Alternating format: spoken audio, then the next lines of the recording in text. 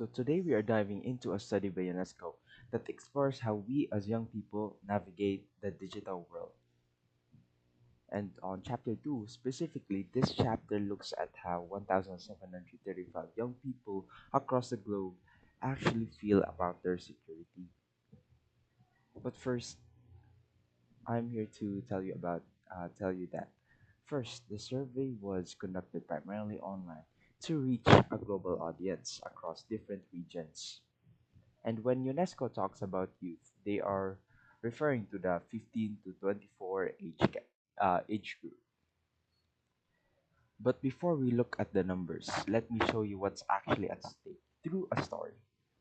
Imagine a student named Jerry, and just like most of us, he is on social media. And from what we can tell here, he's reading comments from a picture he just posted a while ago. And a few hours later, Jerry is still getting notifications from newer comments. Comments here and there until he notices one comment. How did Jerry react? Well, he was nervous, but mostly uncomfortable. So he decided to delete the post entirely. Little did he know, some grown man had already saved it first. Now, what Jerry just experienced is a violation of what UNESCO calls informational privacy.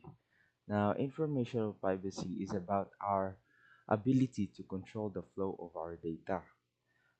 We manage this flow through our digital footprint, which is the trail we leave behind every time we click or post on digital media. Next here is digital footprint. We manage this flow through our digital footprint.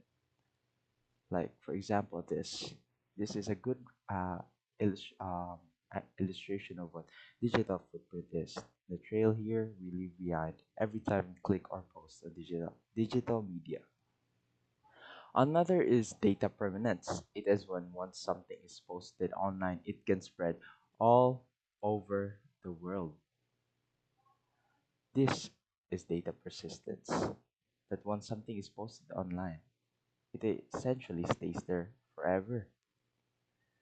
So even if you try to delete a post, it often continues to exist on servers or in the files of people who have already saved it.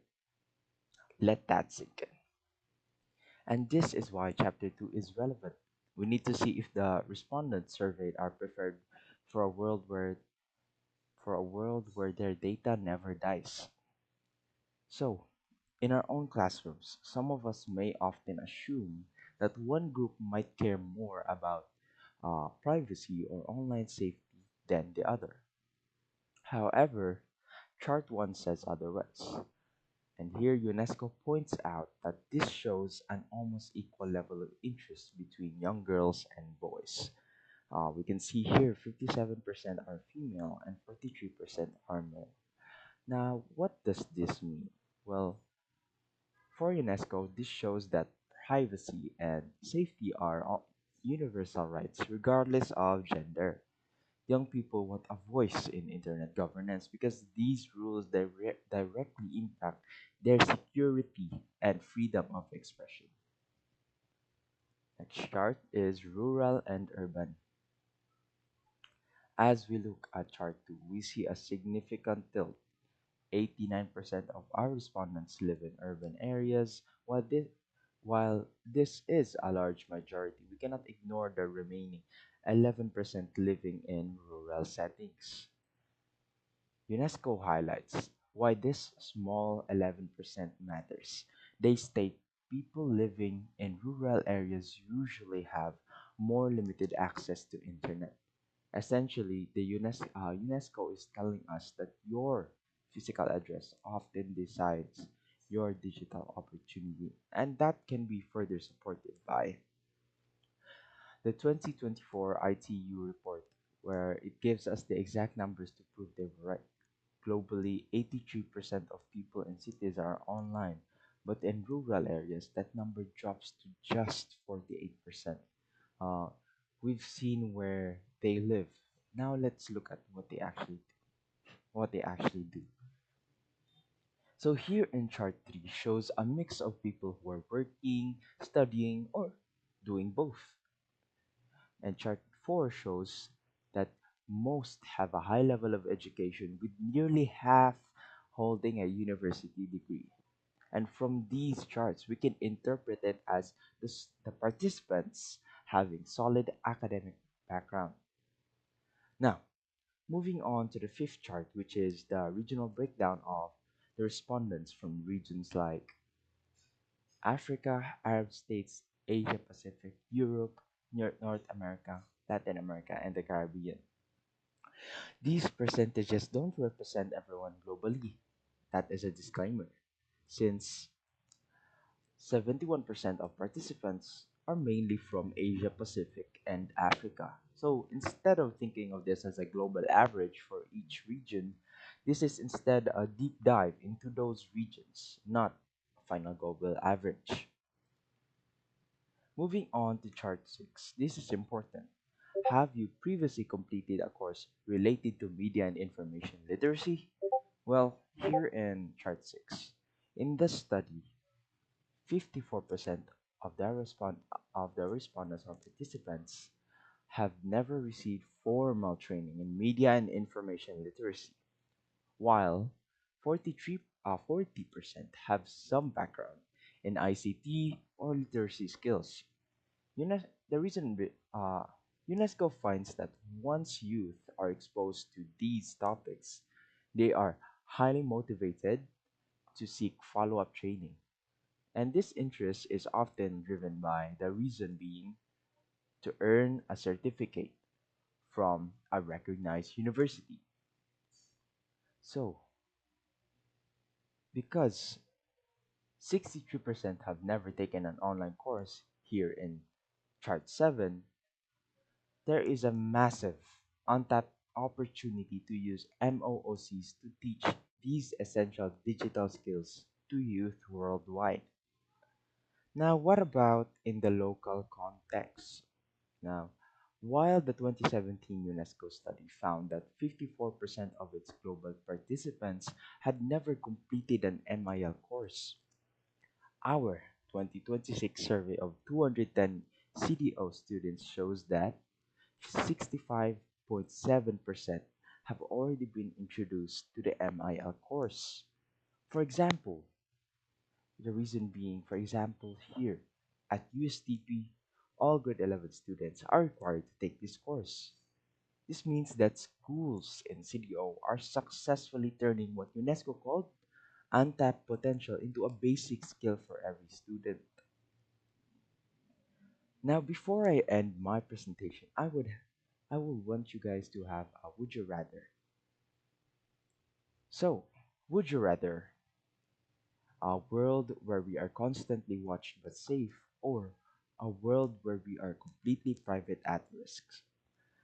Now, it feel free to pause the video and think think on what stand uh think on what stand you side by. So after you have thought of your stand or your what side you're going to be on, uh, I have something to say. Yes, we picked a side. We picked a stand. We chose a stand. But the truth is, the internet doesn't always give us a choice, right? And since we can't always control the platforms, we have to control our actions. And what does that mean? That means that media and information literacy is the ultimate shield because it teaches us the skills exactly how to deal with that. It's the only way to exercise our digital rights while ensuring that our personal safety remains protected. So, we have to value media and information literacy. It may not be the sure ball or the 100% way for us to be protected from social media or any digital platforms, but it is the best way for us to be informed and aware. Now, The presentation is done, everyone. Thanks for your attention. Good day, everyone. Good day, Sir Peter. Today I will be reporting valuing personal privacy and the privacy of others among you. Let me start with a quick question. Have you ever posted something online and then suddenly thought, wait, should I really post this? Maybe it was a screenshot of a conversation, a funny photo of a friend, or a video that seemed harmless at first. But after posting it, you suddenly start thinking, what if they get offended? What if this joke spreads too far? What if I cross boundaries without even realizing it? That moment, that hesitation is what we call privacy awareness. And that hesitation matters because it shows that deep inside we already understand that some things online have consequences. Because the truth is, when we ignore privacy, the effects don't stay online. They spill into real life. Now, I want you to imagine this. There was a student named Sakura who was hungry while scrolling through his phone during their break. He then stood up to buy food and accidentally left his phone on his desk. His friend Sue noticed the phone and picked it up.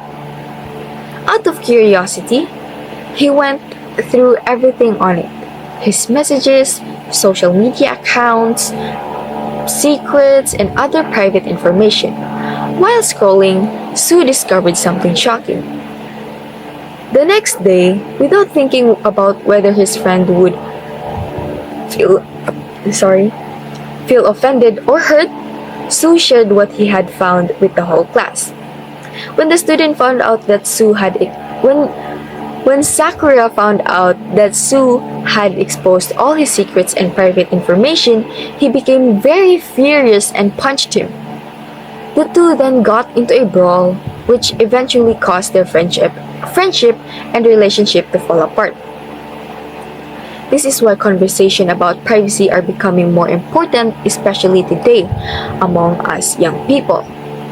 We live in a digital world where posting only takes a few seconds, but the effects can last much longer. That's why today I'll be presenting chart 8, 9, and 10. Let's begin with chart 8.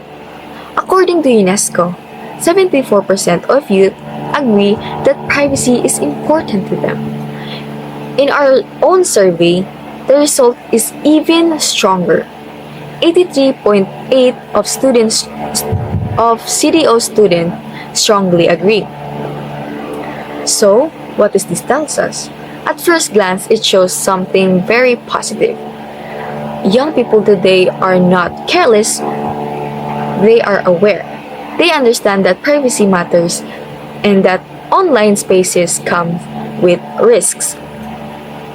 This also shares that many students already recognize the importance of protecting personal information online.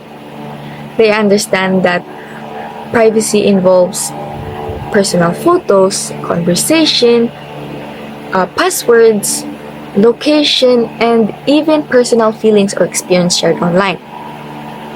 But here's worth something noticing. When we look at real online behavior, oversharing, posting screenshots, sharing location, and exposing private moments, it always doesn't match what people say. So what does that mean? It suggests that while many students know privacy is important, not everyone consistently applies it in real life situation. This reveals a disconnect between awareness and behavior, because knowing what is right does not always lead to responsible behavior online. This is where many private issues begin. Today, many young people feel pressure to constantly share online. Sometimes people post because they want attention, validation, entertainment, or even social approval. Others may overshare because it has already been normalized on social media. When everyone around us is posting everything publicly, it becomes easy to forget where personal boundaries should begin. For example, posting screenshots of private conversation, revealing personal problems online, or tagging locations in real time. These actions may seem normal now, but they can still put privacy and safety at risk. This is very important because awareness alone is not enough if it is not reflected through actions and decisions online. This leads us to another important question. If young people value their own privacy, do they also respect and value the privacy of others? Now, let's move on to chart 9. In UNESCO study, 66% of respondents say that they value the privacy of others. In our survey, 81.9% of CDO students strongly agree. This tells us something very important. Privacy is not just about protecting ourselves, it is also about respecting others. Because online behavior is not only personal, it is also a form of social responsibility. For example, before posting a photo of a friend, before tagging someone, or before sharing something private, there's always one simple question we should always ask. Do they give permission? Or did they give permission? That question may seem simple, but many online problems begin with when people ignore it. However, when observing platforms like TikTok and Facebook, I can still see that these cases are very ignored, or people ignore it. A simple video uploaded for entertainment can already violate someone's privacy if consent was never given. People are sometimes photographed and posted without permission. Videos of children are shared on TikTok publicly, and even private conversation or diary entries are exposed online.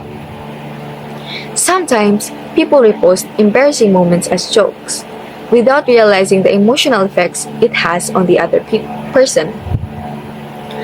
And once something spreads online, it becomes very difficult to completely remove it.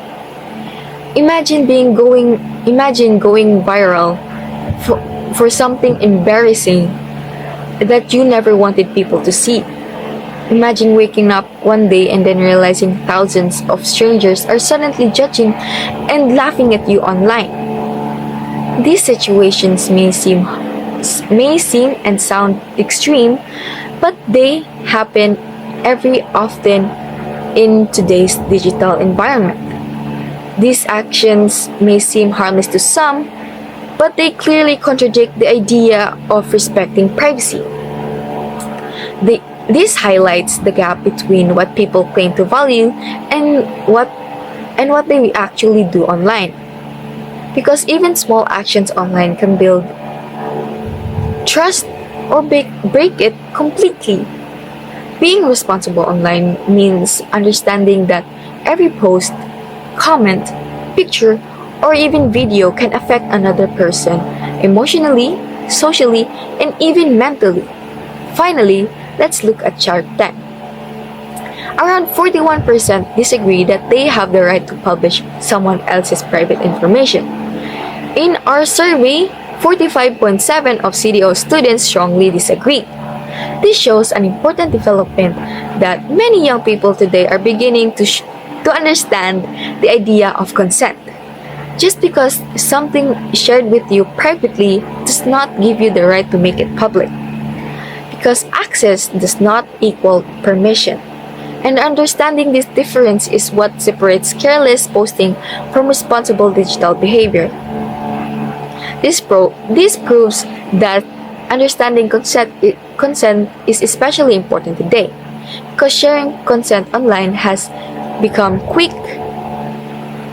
Because sharing content online has become quick, easy, and often impulsive. In digital spaces, one careless action can spread to hundreds or even thousands of people within minutes. A screenshot can be reposted, a private message can be public, A video can spread faster than expected, and even if the original post gets deleted, the effects may still remain. This is why online responsibility should never be treated lightly.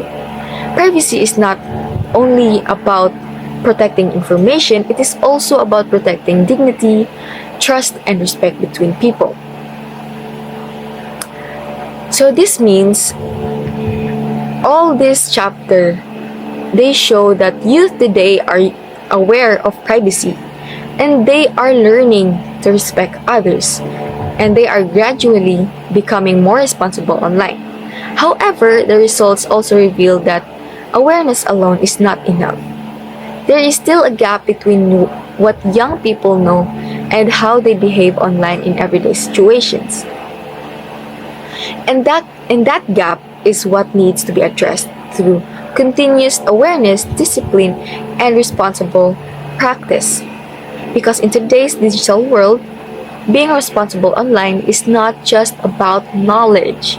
It is also about applying that knowledge through consent, actions, and better decisions. Lastly, privacy awareness among youth is already strong, but it only becomes meaningful when it is practiced consistently.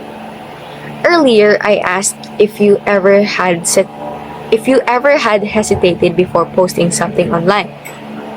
And honestly, that hesitation really matters because it reminds us that before every post, share, comment, or upload, we have the ability to stop and think about how our actions might affect others. That's why before we click post, before we share tag or comment, we should always pause and think carefully about our actions. We should ask ourselves, is this respectful? Is this necessary? And is this responsible? Because when we make better decisions online, we protect not only ourselves, but also the people around us. And by practicing responsibility, respect, and consent online, we help to create a safer and more respectful digital space for everyone. Now, I want you to think before clicking share or post. I want you to think that, is this okay? Is this, if will I get anyone else, will this offend anyone? If so, then you have the choice to not post it. That is all for my presentation. Thank you.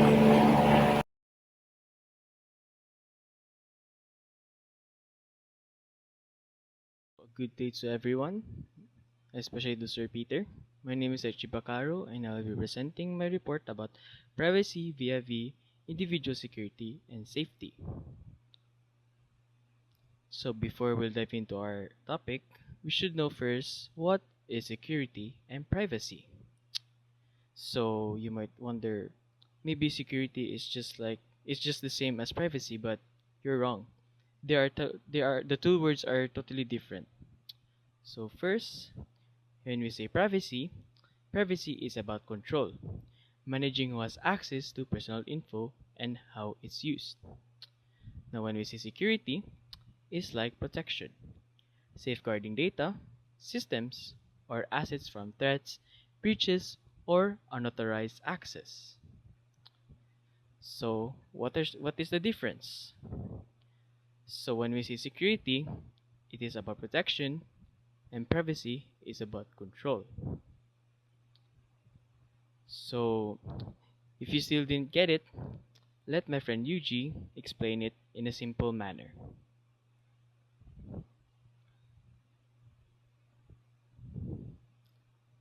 Yuji says here that security is the lock and privacy is the curtain. So, we'll dive into our charts, but before we start into our charts, let me explain a story. So, we all know that when we go to an airport, there always be a bag checking. So this is my friend Peter. Peter says Peter is offended. Why? Why is it necessary to do bag checking? And he says that don't invade my privacy, which is that bag checking is offending his privacy. So, a few moments later, here is Pisik. Pisik wants to go to another country, and just like any other airport, there are bag checking. So, he went to put his bag. Moments later, inside his bag is found a sharp object. So, Pisik was arrested. So now, Peter realized that bag checking is important. Moving on to our chart, which is chart 16. So chart 16, my security is more important than my privacy. As you can see that 55% of the youth that answered the survey of this book prioritizes security over privacy. However, 31% of them are not sure if privacy and security is available. I mean valuable. So that 31%, I doubt that they took lessons about security and privacy. I'm sure that no human being does not this is not really sure if privacy and security is valuable. We all really care to about our privacy and security because it is important to us. Moving on to our our CDO school surveys, 50% of CDO students says that they prioritize their personal security over privacy. So why do students always prioritize their personal security over privacy? So going back to what is the meaning of security and privacy? Security is like protection. So others cannot really access to your privacy since it is very secured. Security helps you preventing from unauthorized access or maybe threats or breaches. Moving on to our global study, according to Acronis Data Privacy in 25 Global Survey, that a 25 Global Survey shows that most people prioritize security over privacy, with 64% citing data breaches as their top concern. So as we can see the three charts here, they always prioritize their security over their privacy. So moving on to our next chart. So before we start to our chart, here is my friend Blake. So Blake wants to post something about himself. So he posted it and he thinks that the one that he posted will not affect him. But the next day, Blake Blake was just strolling around and his friend said that, "Hey bro, just saw your post. Didn't know you were so cringe and creepy. Ew." So that really affected Blake. We can see that posting yourself about yourself online can really affect you. So now Blake really did learn his lesson. He says that he should be really careful next time. Moving on to our chart 17, which is the personal or private information that I share about myself on the internet or through social media. Social networks cannot affect me. So as we can see in the survey, that 58% of them are affected, meanwhile 25% are not affected, which means that 24% of them can what do you call this? They do not care about what they share about online. So I doubt that they took lessons about sharing their personal information online or they are not media literate. Moving on to our school survey, as we can see that 53.8% of students are affected, meanwhile 22.9 aren't affected. So as we can see that the book survey and our school CDO school surveys are just the same, where students are affected, meanwhile 22.9% of them are not affected. Moving on to our global study, uh, b- according to Microsoft Digital Civility Index, the study shows that sharing personal information online can affect your reputation, and many people later regret what they post. Just like the scenario of Blake, where he posted his face online or his status online, and his friend said that he was cringe and creepy. So it really did affect him. Moving on to chart 18. Chart 18, where I publish private information about myself on the internet or through social networks. So 22%, the book says that 22% never share personal information online, while most 50% do at least share sometimes, and 26% of them rarely share. So as we can see that these 22% right here, they do not care about what they post or about what they post about their private information online. We all know that we have Facebook accounts, right? So if you do this 50%, if you do really care that you don't want to publish your private information online, then why bother signing up for Facebook? So when it comes to signing up for Facebook, we have um our phone number. Number one is our phone number, our full name, number two, and our birth date. So moving on to our CDO school survey. So 52.8% of them never shared, meanwhile 24 and 22% of them shared. As we can see, that 52.8% of that 52.8% there, I think it's really a joke, because most Gen Zs right now do not care what they post online. So let's talk about Instagram, where people just share their locations and maybe uh share what they're doing right now, 'di ba? Showing the post s- um storing their faces and sharing their information online like that.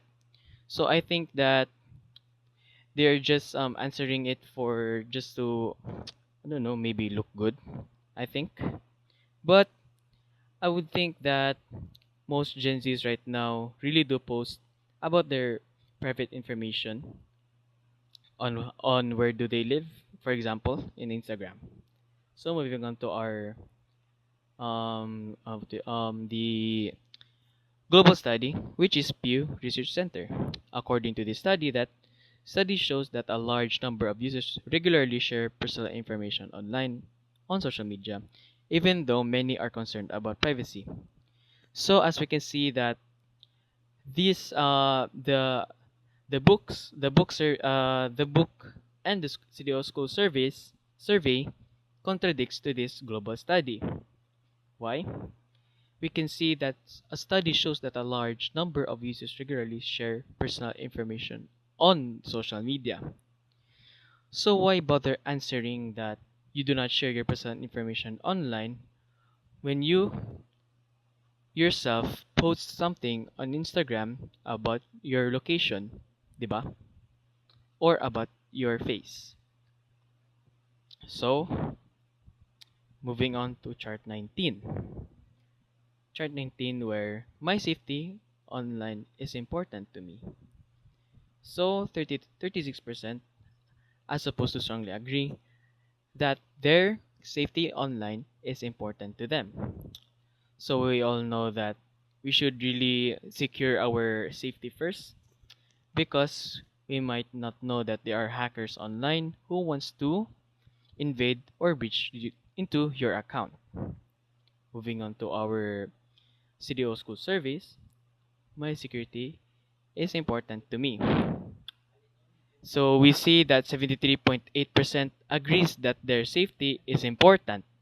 So we see that the CDO school surveys that they really do they really do uh, they really do prioritize their safety because we might not know that there are hackers online who wants to invade your account or you they want to share about your personal information, which is very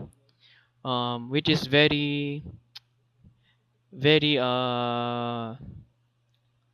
very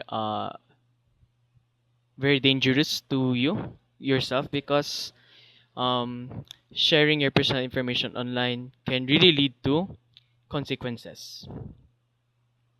So, moving on to our global study, global online safety awareness. So, according a study by Microsoft that most people agree online safety is important, but fewer strongly agree, showing varying levels of concern. So, we say that the two charts in this global study really is saying that we should always remember that when it comes to go online, we should always prioritize our safety. So next, chart 20. So chart 20, I value the safety of others online. So we see that 95% of them place a high value on their safety online, and 95% of them say that safety on others. So only 5% difference in those that strongly agree.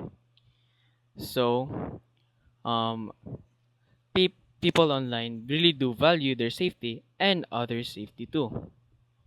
According to this book. So next to our CDO school surveys, we see that 71% agrees that they value the safety of others. Meanwhile, 90% is often and 99% is sometimes. So as we can see that both the book and the CDO school survey really does agree that they do value the safety of others online. So moving on to our global study, according to Global Digital Civility Research, online safety is viewed as a shared responsibility, with people valuing others' safety nearly as much as their own. So as we can see that the two charts and the global study really says that we should not only we should prioritize our safety online, we should also prioritize the safety of others because we might not know that there are hackers online that wants to invade your privacy. Moving on to chart 21. Chart 21 says that my government has the right to know all personal information about me if this will keep me safe online. So, 45% says that they disagree that online safety justifies government surveillance. Meanwhile, 27% are neutral and 26% are do agree that the government has the right to know all about their personal information about me if this will keep me safe online. So as we can see that the youth who surveyed that the youth who answered the survey of about this chart, they do disagree. They do disagree because most we all know that most politicians right now or in the government right now are very not trustworthy. Not only in money but how about our personal information too. But knowing that it will keep you safe, if you ask me, I would I would let them have my personal information. I to know that this will just give me it will just keep me safe. Moving on to our CDO school survey, we see that 32.9% says sometimes. Meanwhile, 37.6 says often and always. As we can see that the book survey and the CDO school surveys do not correlate. Why? 32.9% says sometimes, meanwhile 27.6. While the book survey says that they do not want the government to know their personal information, even though they will know that it will keep them safe. But uh, here in the Philippines, specifically here in Region 10, we have the anti-cybercrime group where it is a branch of a police station, I think, that they do help people online on how to secure their personal information and teaches them on how to secure it. And if they do know about your personal information, they are educated that they will not they will not they will not just go around and give your personal information online, but they do have confidentiality, so they will just keep it private. Moving on to our global study, according to Pew Research study, many accept surveillance for specific threats, but only about 40% support monitoring ordinary citizen, with most opposing broad access due to privacy concerns. So we see that 40% they do accept that the government will will keep an eye about their personal information, knowing that it will keep them safe. But others do not agree because due to privacy concerns. So as we can see that this global study and the CDO schools study survey and the book do not correlate to each other. Why? Because the book survey says that 45% of youth that answered the survey about this says that they disagree about giving their personal information online, even though they will know that it will keep them safe. So, moving on to chart 22. Chart 22. I value the safety of my government has the right to watch what I am doing offline. So 53% of youth government monitoring offline even for safety oppose or they do not agree. Meanwhile, 26% are neutral. I mean, it's kind of weird where the government should know what you're doing even offline. If you were to ask me this, I would say that I'm still not yet sure, and if I were to answer, I would be part of the 26%. Moving on to our school survey, 28.1% says sometimes, meanwhile 30.5% says often, and 22 says always. So as we can see that the CDO school surveys that they do agree that the government has the right to watch them what they're doing offline, because some government, right, some, I think, what do you call this, branches of the government are really are trustworthy, so they do just want to let the government know what they're doing offline because they will know that it will keep them safe. Moving on to our global study, which is UNESCO Youth Privacy and Surveillance Perspective. According to the study, that many youth oppose government surveillance. Sorry. Many youth oppose government surveillance of their personal information activities, even if claimed to ensure safety. So as we can see that the global study that they do oppose when it comes to government watching them what they're doing offline because due to privacy concerns. But when we go back to our school service, school surveys, we see that 22.9% says always, often, 30% are often, then 28.1% says sometimes. So as we can see that the global study, the book survey says really do contradicts to the what do you call this, the school survey. So going back to our book survey, we see that 53% of youth oppose. Meanwhile, here in the Philippines, or the City of School Service says that 2022, 30%, 28% says that they do agree. I mean, the 30 and 22% that they do agree. Meanwhile, 28 of them, 28.1% of it says neutral. And the school survey says that they do oppose when it comes to the government watching them what they do offline, even if claim to ensure safety, because due to privacy concerns. Moving on to chart 23. So chart 23, the internet should be an open space free from control by government or big businesses. So 48% of them are neutral or oppose a free and open internet. Meanwhile, 50% is do support it. So when it comes to freedom, is it always the is it always good when it comes to freedom? Do having freedom always give good results? No. Why?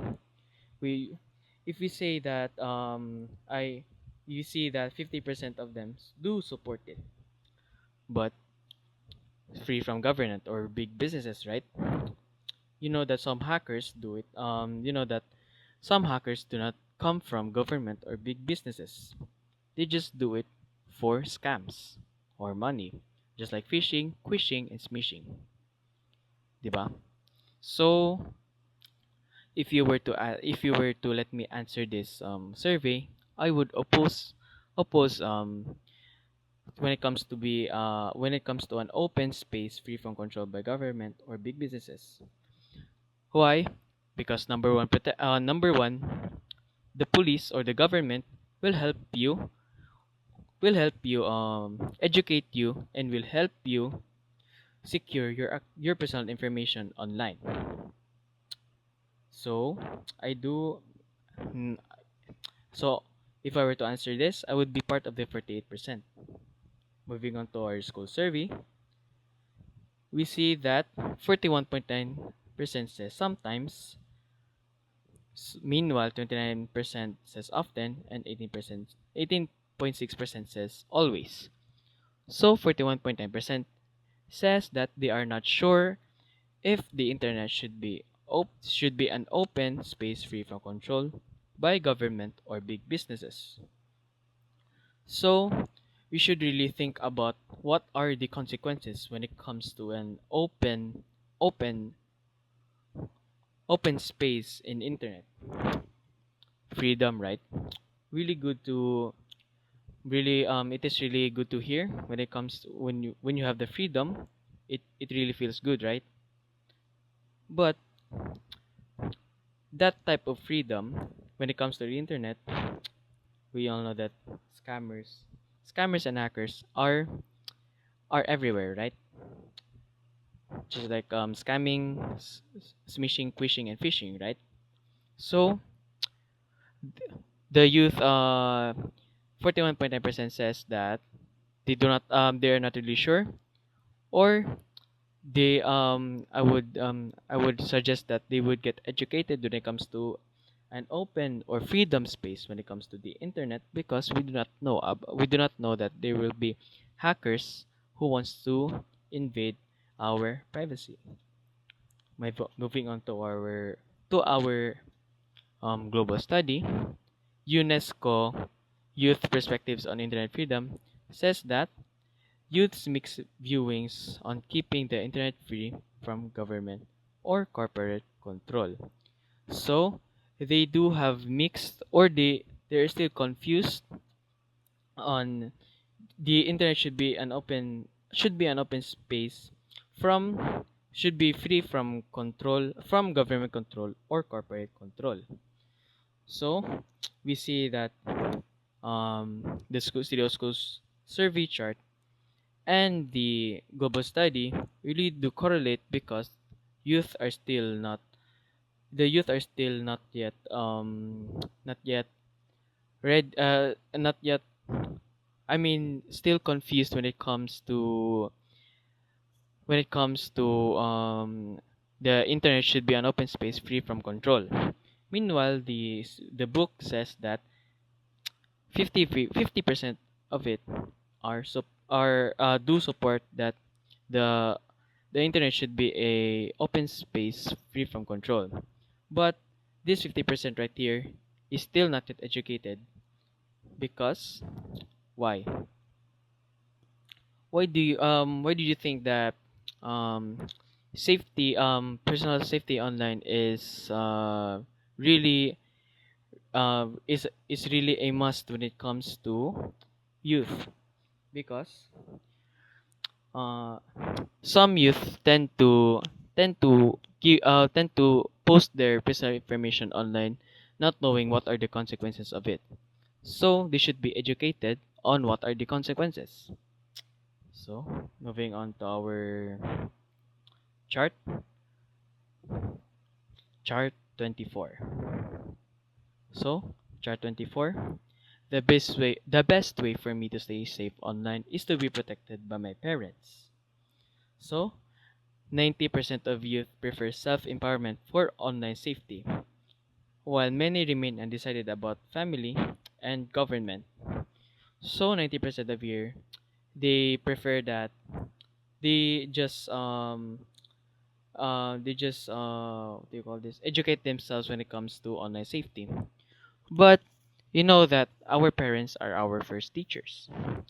So I would answer that the best way for me to stay safe online is to be protected by my parents. So moving on to our school survey, 33% says sometimes, while 24 says early, 19 says often, 12 says always, and 9% says never. So they are still undecided when it comes to the best way for them to stay safe online is really just self empowerment or being protected by their parents. Moving on to our global study, UNICEF U report Global Youth Pulse.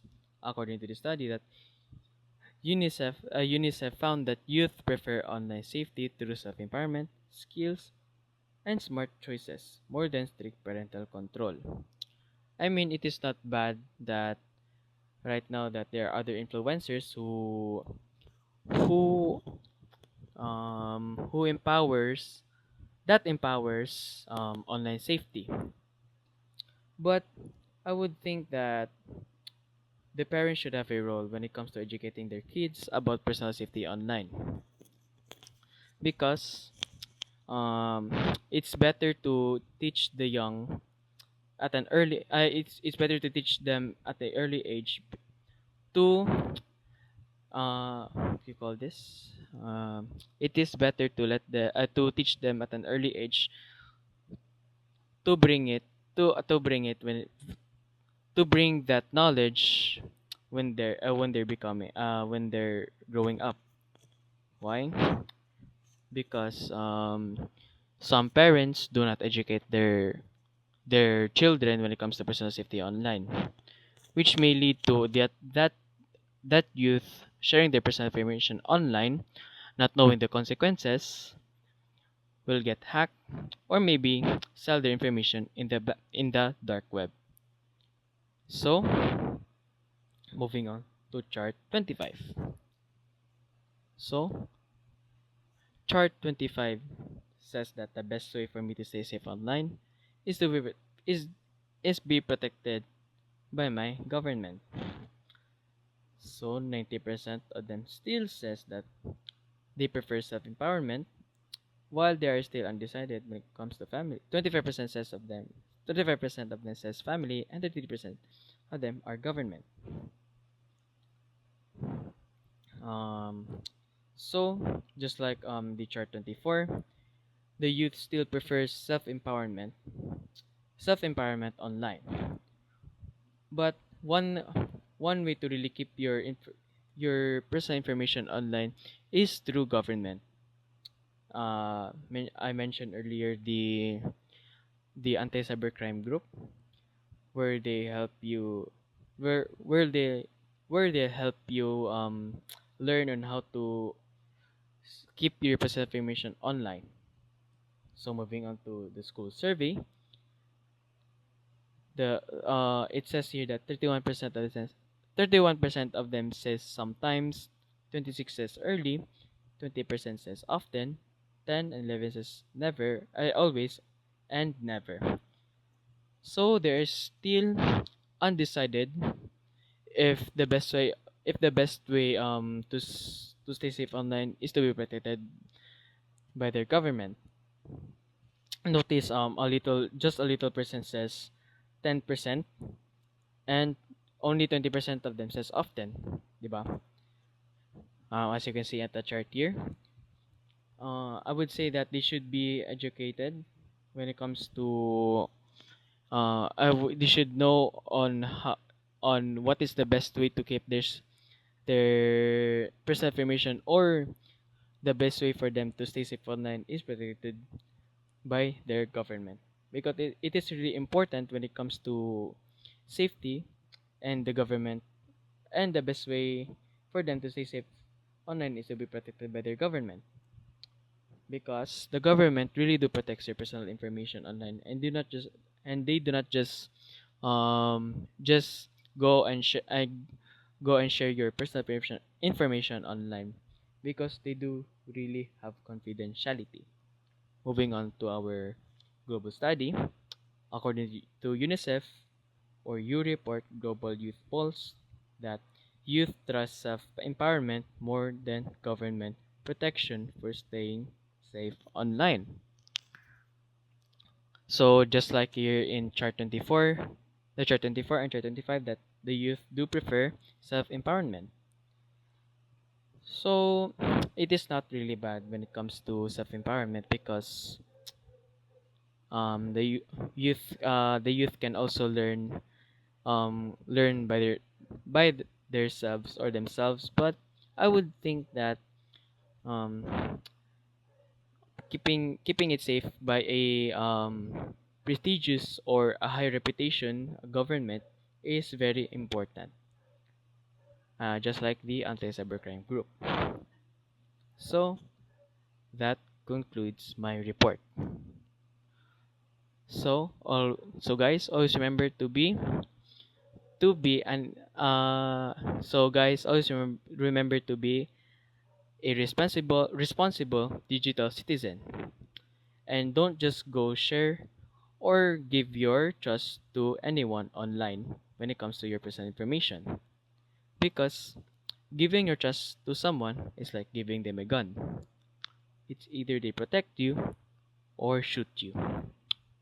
Once again, my name is Bacarro, and a good day to everyone. In case you won't see me again, good afternoon, good evening, and good night. Bye bye. So, good day everyone. I am Ramas from grade 11 discipline, and let me ask you a question. So, when we talk about online safety, we usually ask questions, who protects young people online? Is it your family, your friends, your classmates, the schools, or the governments, or even the youth themselves? So, and that is exactly what my presentation tries to answer. So I will be presenting to you privacy vis-a-vis individual security and safety. So you may wondering, what is vis-a-vis? So vis-a-vis is a French word that means in relation to. That means my presentation is titled privacy in relation to individual security and safety. So, in my discussion, I will be using 1, 2, 3, and 4 studies, and I will look at the findings from the charts in our study. So, the first one is the study that we are assigned to report, which is the UNESCO 2017 study, or the United Nations Educational, Scientific, and Cultural Organization. So the second one is the CDO School Survey, which is our own conducted local survey. So the third one is the OECD 2025 report, or the Organization for Economic Cooperation and Development. And the last one is the UNICEF Global Kids Online, or the United Nations Children's Fund. So our main study, which is UNESCO, will be compared by those three global studies, which two global studies and one local study. So the local survey, which is the CDO School Survey, and connect them with global findings, which is the UNICEF and OECD. So through this, we can better understand not only what young people believe, but also what they are actually do online. So now, let me take you into my domain. So, in my domain, there are two characters here. So, the first one is the strongest sorcerer of modern age. So, so Monizi Gojo. So Gojo represents, since Gojo is the strongest sorcerer of modern age in the JJK context, or Jujutsu Kaisen, it means that he also represents the youth here, because modern age. So we can think about that, youth. If may of modern age, youth ang pasabot-ana. So that is the analogy there. So, yes, just like I have said, in this context, Gojo represents the youth here trying to fight for something evil. And that evil is Hanami. Hanami, on the other hand, represents privacy and safety risk online. Again, Hanami represents privacy and safety risk online. So, Hanami unleashes its technique and says, now that I've unleashed my privacy and safety risk technique, how will you protect yourself? Will you call for help to counter it, or accept defeat right now? So, Hanami asks Gojo on what will he do to counter his technique.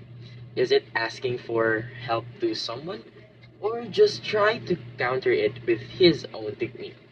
So, let us see if what Gojo replied here. So, however, Gojo replied, nah, I'd educate myself.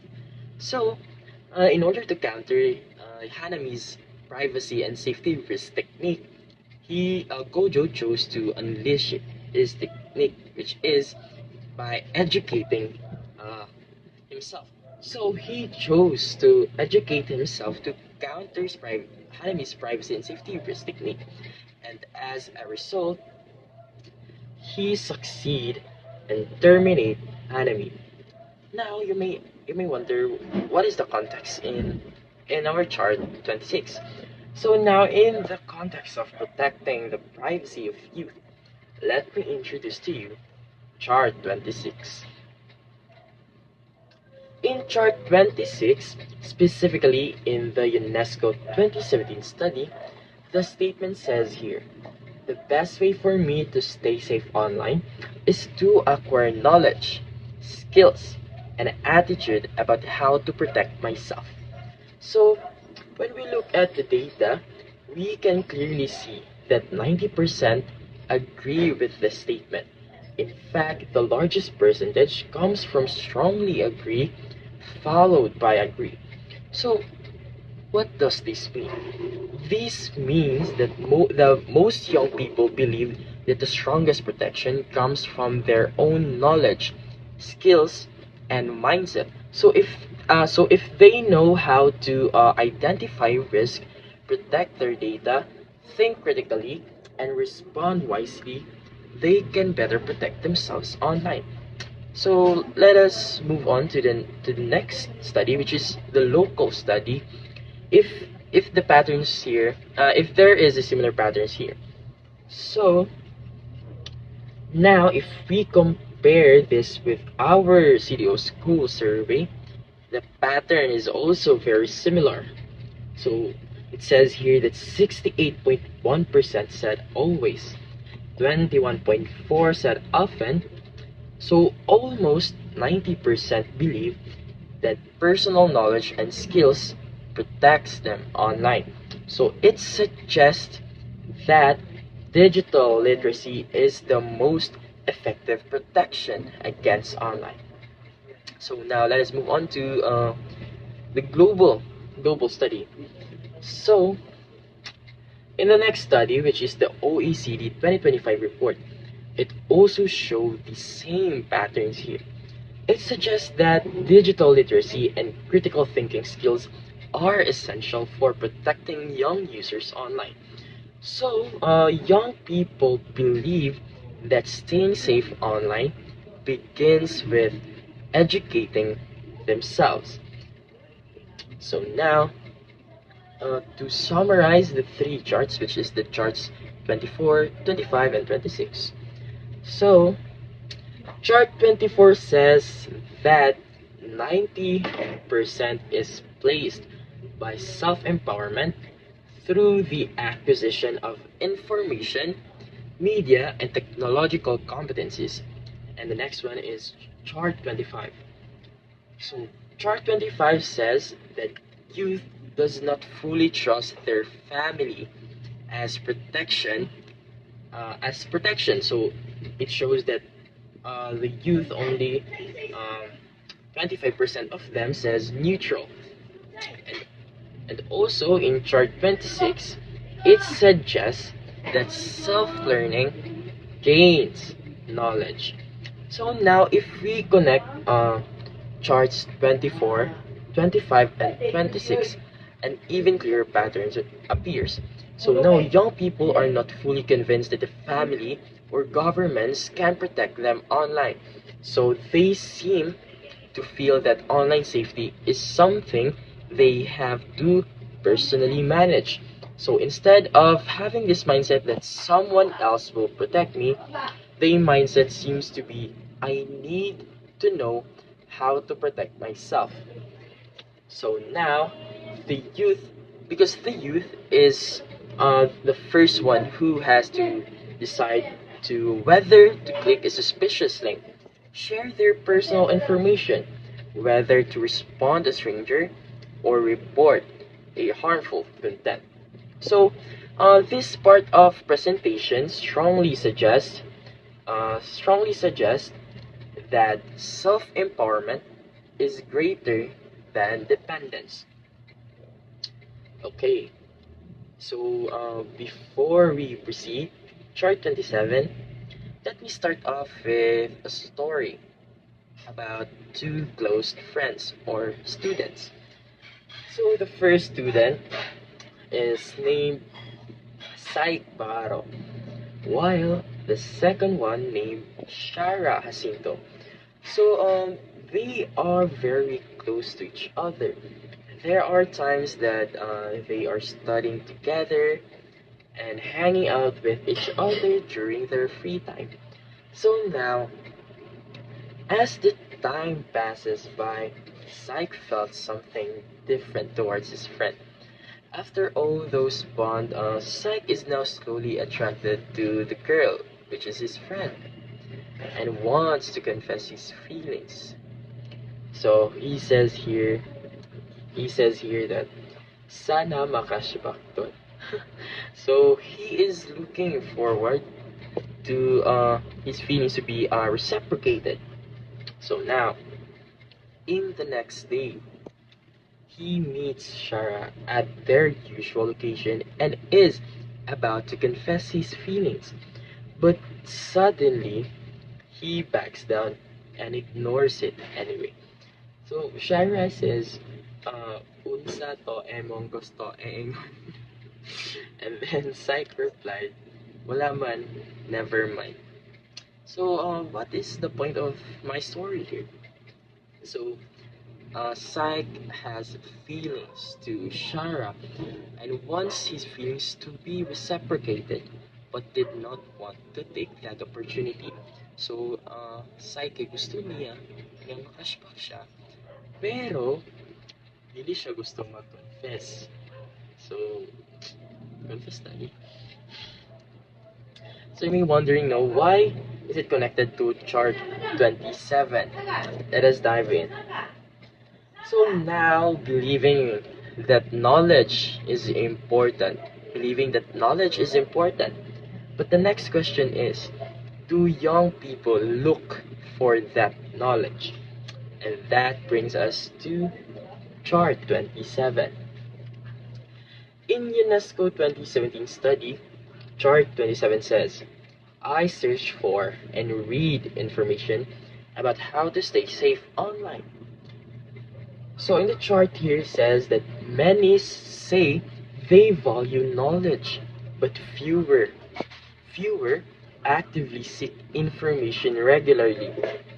So now this chart is very interesting because it reveals a possible gap between what young people value and what they are actually do or they regularly do. So that means they recognize the importance of online safety, but they may not always make the initiative to search for guidance, tips, and updated information. So, if we compare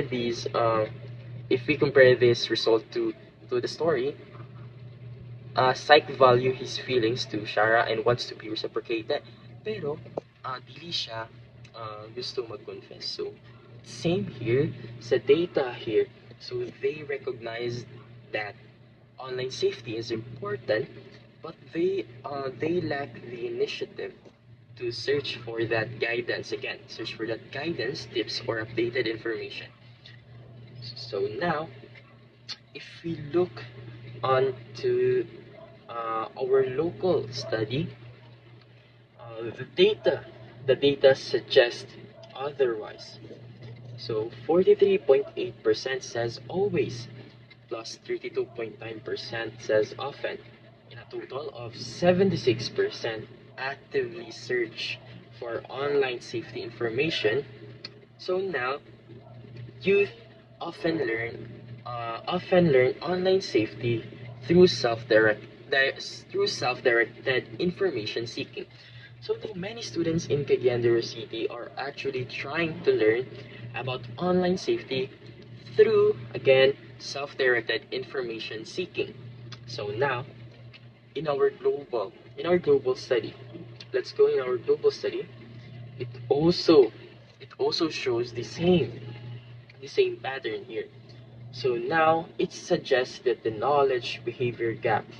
is a knowledge behavior gap. So uh, there the youth knows that online risks exist but do not consistently look for safety information.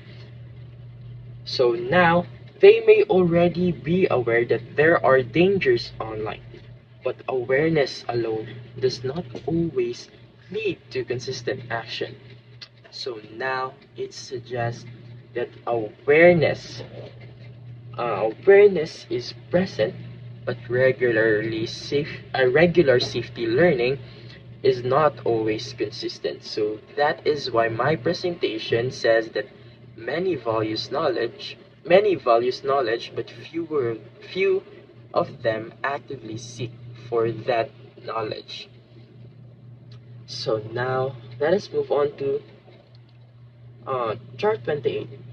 So I have also here another interesting story here. Title: The Great Banana Hoarder. So who is this hoarder? No. Let me see. Well, let me see who is this banana hoarder. Oh, it's Rainier. Now, Rainier is an orangutan who is very hungry and finding food in the jungle. He swings to the tree branches, and suddenly discovers a bunch of banana trees. So, after finding it, he is thinking if he should keep the trees to himself or share them from other orangutans. So now, he suddenly decided to hide the trees from the other orangutans. So now, the main point of this story is uh, the orangutan, which is Rainier, discovered something but does not want to share it with others, which is somewhat connected to chart 28. Now, let us move on to chart 28. So, it says here that I share information about how to stay safe online with my friends and family members. So this chart shifts the focus from personal learning to community behavior because knowing safety information is one thing, but sharing that information to others is another. So now, in chart 28, in the UNESCO 2017 study, share it suggests here that sharing safety information is even lower than searching for it. So, safety remains mostly personal, not communal. So that tells us that many young people may be willing to protect themselves, but they do not extend that effort to protect other people. So online safety remains a personal habit rather than a shared culture. So now, in the next slide, the local study shows otherwise. 35.7% says always, plus 28.1% says often. A total of 63% share safety information with friends or family. There are not only learners but also promoters of online safety awareness. So this chart is significant because it shows that young people in our local setting are not only learning for themselves but are also becoming the promoters of online safety awareness. And that is an important distinction. They are not just passive users who just receives information, but they are also the messengers of online safety. Now, in the local in the local study, in the UNICEF Global Cyberbullying Poll, um, online safety should be shared among youth, governments, and tech companies. So uh, the youth are aware of safety risks, but peer-to-peer digital safety culture still develops. So even if many youth are aware of online risk, the culture of regularly guiding one another, warning one another, and building shared responsibility is still ongoing or still growing. So, the chart suggests that safety is no longer only personal, but it is also not yet fully communal either. So now, the, to summarize charts 27 and 28, we can better understand the pattern. In chart 27, 42% report that they very frequently search and read about how to stay safe online, while 48% says neutral or very seldom or seldom search for and read safety related information. Now in chart 28, 36% shared related information with their family members and friends. So these two charts here means that while many young people recognize the importance of online safety, Not everyone is consistently engaged in safety practices, like searching for guidance or sharing it with others.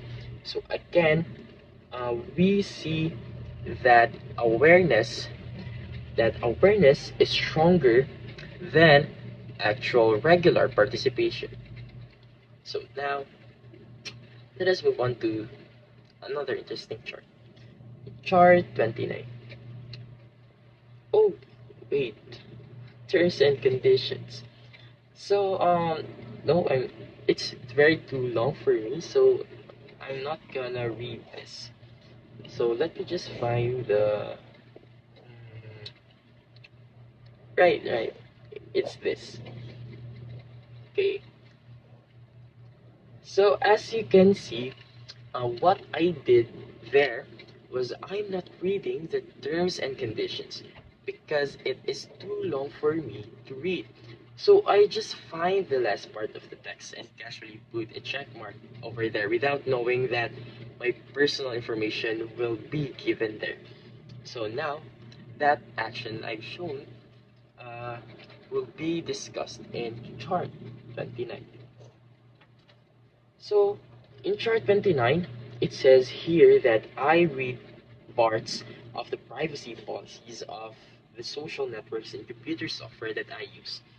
It says here that 46% read privacy policies frequently, and it suggests also that reading does not always change the behavior. At first, this sounds like a very technical and boring behavior, but it is actually very important. You know why? Because privacy policies explain how platforms collect, store, use, and share personal data.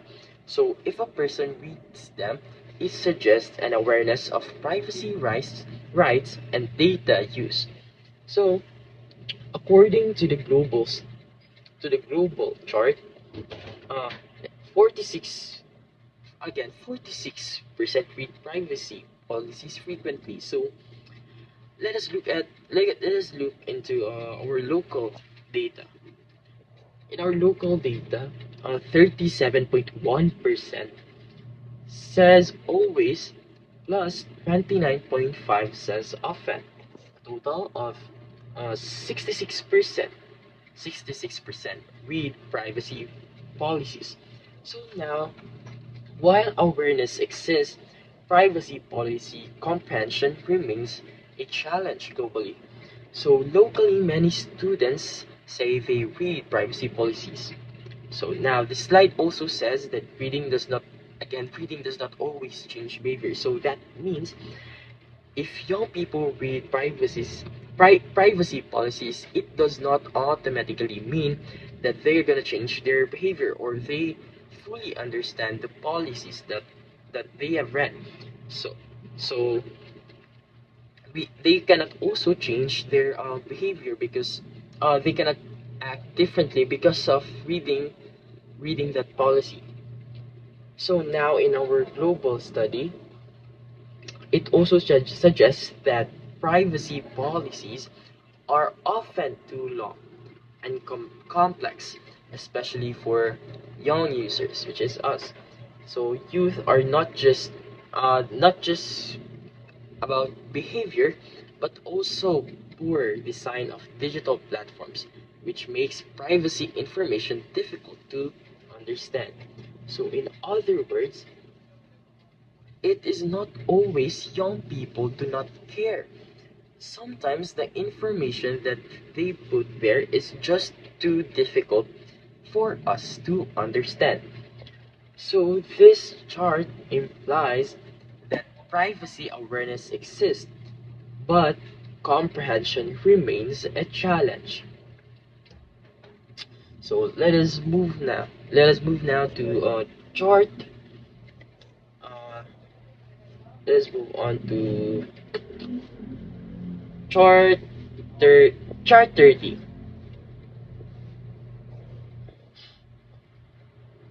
So now, wait, why is this my face? Why my face here? So now, my personal information, my personal information is shown here. So let me just put this into privacy mode. So I have my names here, my address, my number, my email, my password. So let me just adjust my settings and put this in private. Okay, and that okay. Okay, so it's locked now. So moving on to chart 30. Chart 30 says that I adjust my privacy settings on the social network platforms that I use. So in the UNESCO 2017 study, it shows here that 78% indicate that they very frequently or frequently adjust their privacy settings online. So it shows that there is a strong tendency to modify privacy settings. In youth, the prefers to have a direct control. So now, in the local context, CDO school survey, 47.1% says always, plus 31% says often. A total of 78% actively adjust their privacy settings. So, youth demonstrates that strong awareness of protect. So the youth demonstrates that there is a strong awareness of protecting personal data online. So this chart shows that young people prefer direct control over their privacy. So instead of only reading or thinking about privacy, they are actually taking action by managing their own settings, by limiting visibility, controlling who can see their information, or adjusting account preferences. So now, in the global context, we can see familiar patterns here. So in OECD 2025 report, 51% of adolescents say they can easily manage privacy settings. So youth try to protect their privacy, but platforms controls are often complicated or unclear. So the problem here is that the youth are willing to act, but the platforms themselves make privacy protection difficult. So it suggests here that young people want to protect their data and are actively trying to do so, but the systems are not always easy to navigate. So transition to risk experiences. So actions to stay safe. We are now here to the next topic, which is actions to stay safe, protect privacy, and advocate for uh, privacy online. So now, after discussing what young people do to stay safe online and protect their privacy, the next important question is: are these efforts enough? So to answer that, we now go to chart 31. So in chart 31 asks, have you ever had an experience where you felt that your safety online was threatened? And the answer is very alarming. So now 54% experience threats to safety or privacy. Um, so it shows that online risks are still common. This chart is very important result because it shows that online risks are not just theoretical. They are not just things that we hear about. They are real experiences that affecting many young people. So now in our local survey, the result is almost the same. So, of in chart 31 in CDO school survey, 15.7% says always, 27.6 says often, 32.9% uh, says sometimes. So more than half have experienced unsafe online situations. Despite the safety awareness, online risks remain a widespread global issue. So if we compare this to the context of Jujutsu Kaisen, it is more likely cursed spirits. So cursed spirits no, is cursed spirits are the monsters in Jujutsu Kaisen that is shaped by emotions from the humans. So if there is human plus emotions, there is a cursed spirit. There is an equal to cursed spirit. So if na human and nag-show siya og emotion, na ma-form na cursed spirit. So now if daghan humans, tas naman sila na may emotions and humans, maka-form sila og many cursed spirit. So what I am trying to say is that uh, online risk will not be uh, will always be there because there are human activities. So now again, your spirits are formed by humans. So if not humans, napik your spirits. So just like in the context na pod sa online risk, there are online risk because there is human activities. So dili gid siya mawala. So now this tells us that unsafe online situations are not rare, they are common. So now in the global context, the result is still the same. So now in the UNICEF cyberbullying survey, it shows that 30 countries found 1 in 3 from youth experience bullying online.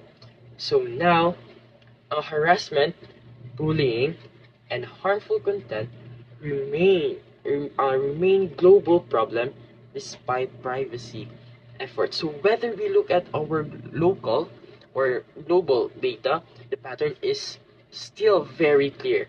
Online harm remains a widespread problem despite the privacy efforts and safety awareness. So because even if youth know what to do to protect themselves online, even if they adjust their settings, their privacy, or even read privacy policies, online risk still remains very present. So now, let us move on to chart 32. So now, from paying attention to national debates, this chart 32 asks, do you pay attention to debates about safety online in your country? So now, in the UNESCO 2017 study, it shows here 64%. 64% of the respondents here says that they pay attention to debate. They pay attention to debates about about safety online in their country.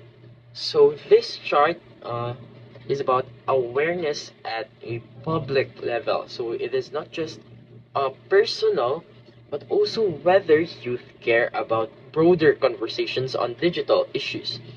So in our local context, in CDO, 18.6% says always, 27.1% says often, and 29.5% says sometimes. So, um, 75% youth show moderate engagement in public discussions about online safety. So they are aware of national digital safety issues, but may not actively engage in policy discussions. So now, it means that many young people are informed or at least somewhat aware of what is happening in our in online safety.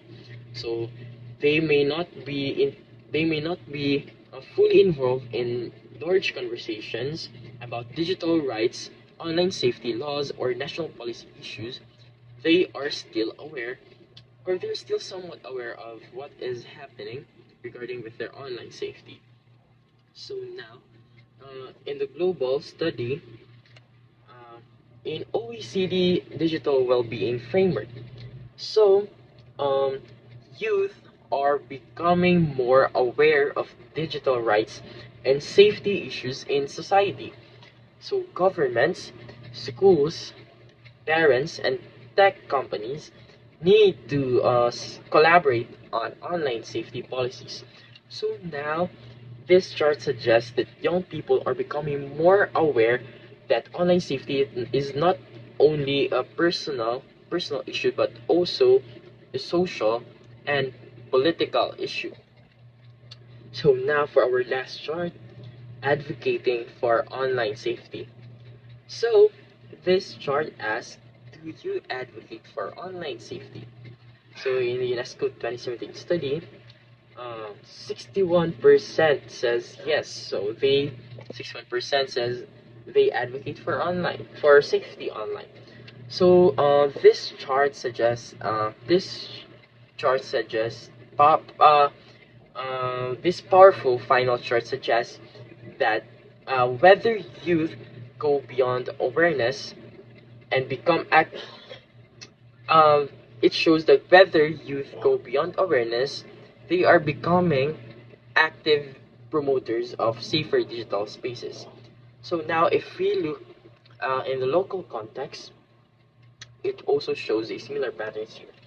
So 40.5% says always, plus 22.9% says often. So more than 60% actively promote online safety awareness. So young people young people are becoming active advocates for safety online environments. So this is a very positive finding because it shows that many young people are not just trying to protect themselves, but they're also trying to help create safer environments for others. So while in our global study in UNICEF's youth surveys, youth the youth want to participate in shaping digital policies and solutions. So they are not just only users of technology, but also potential leaders in promoting safer digital environments. So it means that the youth are not just victims of risk or passive users of platforms. They can also be advocates, educators, and change makers in digital spaces. So now, to summarize, in summary of charts 32 and 33, uh, 64% of youth surveyed are attentive to debates about safety online. 61% state that they advocate for internet safety. So now, this tells us that many young people are not disconnected from the issue. They are paying attention. They are speaking up and they are becoming more involved in shaping safer online environments. So, the youth today are not only navigating the internet, they are also beginning to shape the conversations around it. So now, to conclude my presentation, my presentation shows several important insights here. So the first insight is that young people prefer knowledge over fear. So they believe that the best way to protect themselves online is again through knowledge, skills, and attitude or mindset. So now, second insight. There is a clear gap between awareness and behavior. So many youth know that online safety is important, but they are not consistently search for that information or share it to others. So they know that they value the importance of online safety. They want to protect themselves. They want to protect themselves online, but they are not giving their effort to search for information and also share it to others. So, third insight, When it comes to privacy, young people do take action. So many many youth here create privacy policies and adjust privacy settings online. So however, um, understanding privacy information remains difficult for them or for us because platform systems are often complex or difficult to navigate. So the fourth insight is that despite all these efforts, online risks remain common. So more than half of the respondents there have experienced threats to their online safety, and global data confirms it that harassment, bullying, and harmful experiences are still widespread over there. So the last insight, youth are the advocates of online safety awareness. There is also something hopeful in the findings. So, young people are not only aware of online safety issues, many of them, they are not just aware of online safety issues because many of them are becoming advocates who promote safer digital environments and participate in the discussions or in the conversation. So, overall, the findings suggest this: youth are aware, youth are trying, youth are acting, but they still need stronger support to better digital education and safer online systems. So, and that is all my presentation is all about. Thank you for listening.